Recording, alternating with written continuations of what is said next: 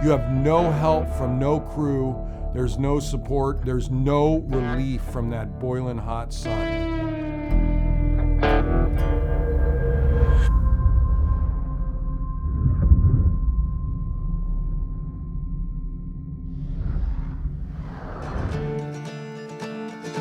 So Badwater was started because a guy wanted to see what it would be like to go from the lowest point in the continental US, which is in Death Valley, it's called Badwater, during the hottest time of the year, all the way across Death Valley to the top of Mount Whitney, which is the highest point in the continental US.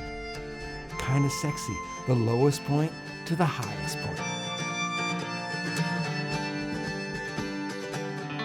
I've done the race twice, the Badwater race twice.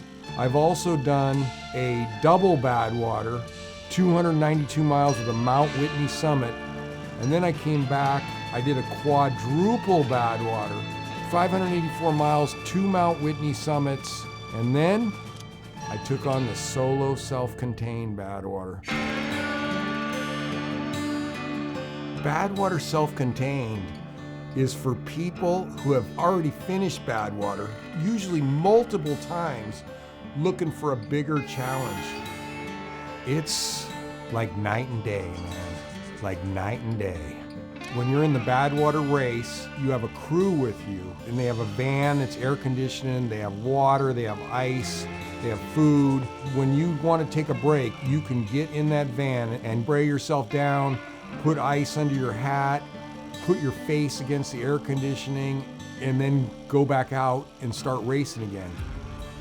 In solo self-contained Badwater, you have no help from no crew, there's no support, there's no relief from that boiling hot sun. In place of a van and crew, you have a cart.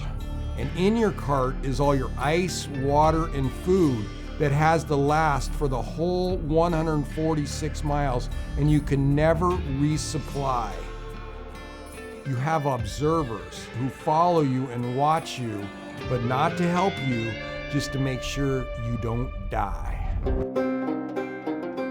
So to prepare, I do a combination of training my mind and my body, because it takes both of those in order for me to have a shot to finish a solo self-contained Badwater.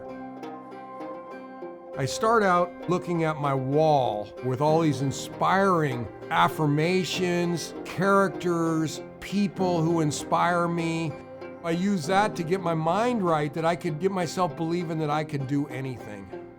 Then I go over and I put the cherry on top. I start doing my Wim Hof breathing, get myself totally fired up to go out there and attack my training for the day.